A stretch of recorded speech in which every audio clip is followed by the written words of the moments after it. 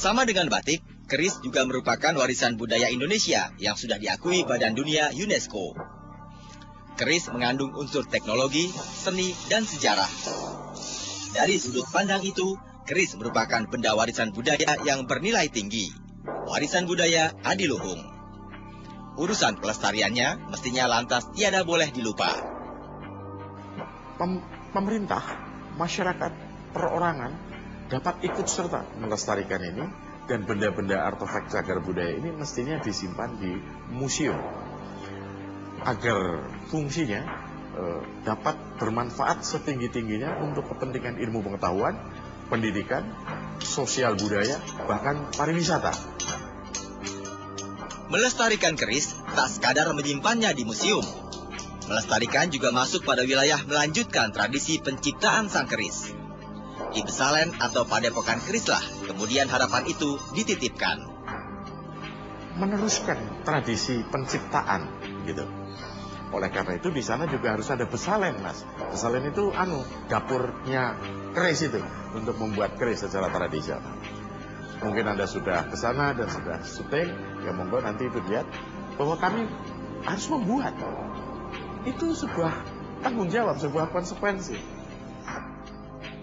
Padepokan Keris Brojobuono di Karanganyar, Jawa Tengah adalah salah satu penjuru untuk meneruskan tradisi penciptaan keris.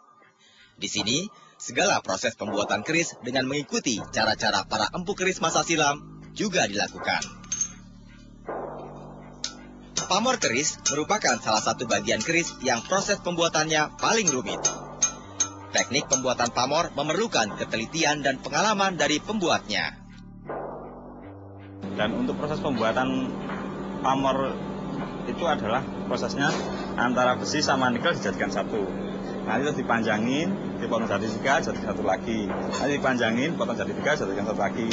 Untuk yang paling sulit dalam proses pembuatan pamor adalah penyatuan antara nikel sama besi.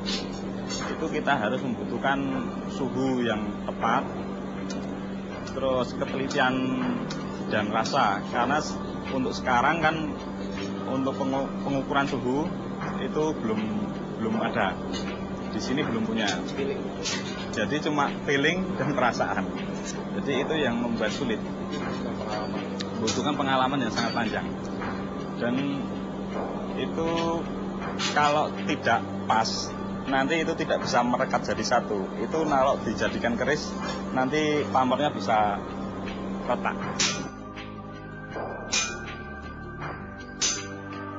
Nah, artefak itu adalah benda cagar budaya yang menurut Undang-Undang Cagar Budaya, Undang-Undang nomor 11 tahun 2010, itu pasal 568 menjelaskan apa itu cagar budaya, yaitu suatu benda yang telah berusia 50 tahun atau lebih dan mempunyai makna terhadap sejarah, pendidikan, dan seterusnya begitu.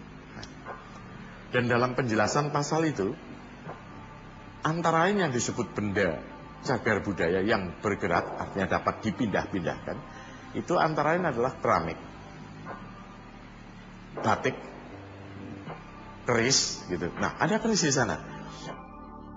Usaha melestarikan keris digarisbawahi oleh Prabu Kusumo, seorang petinggi Keraton Yogyakarta. Bahkan untuk itu juga perlu melibatkan lembaga negara yang kompeten. Pelestarian ini bisa diteruskan oleh putra-putrinya. Ya, seperti ini, sehingga jangan sampai luntur. Dan ini harus didorong terus dan terus untuk menciptakan satu karya yang lebih baik lagi. Sekarang sudah sangat baik, itu harus punya. Saya cuma berharap jangan mudah puas. Jangan mudah puas, tapi harus bisa membuat tidak hanya yang untuk high class, tapi dari yang menengah sampai yang tertinggi. Jadi buatlah seperti itu, dan buatlah yang seperti yang zaman dulu. Dulu itu enteng. Nah, ini gimana caranya? Gitu. Tidak berat gitu. Nah, ini yang harus jadi tantangan gitu. Kenapa bisa seperti ini? Harus ada penemuan-penemuan baru. Ada kerjasama dengan misalnya dengan Badan Tenaga Atom Nasional, Batan. Ya, untuk unsur-unsurnya gimana, seperti apa, gimana. Soal sebilah keris menularkan perbawa bagi pemiliknya, atau segala cerita di luar nalar demi mendapatkan keris yang dipercaya ampuh adalah sebuah wilayah legenda. Wilayah lain lagi adalah betapa keris Indonesia merupakan hasil karya bermutu tinggi. Di sebilah keris ada unsur seni dan teknologi tempa logam yang melintasi zamannya. Hasil karya budaya yang sudah diakui dunia. Dan untuk alasan itu, keris mestinya terus dijaga.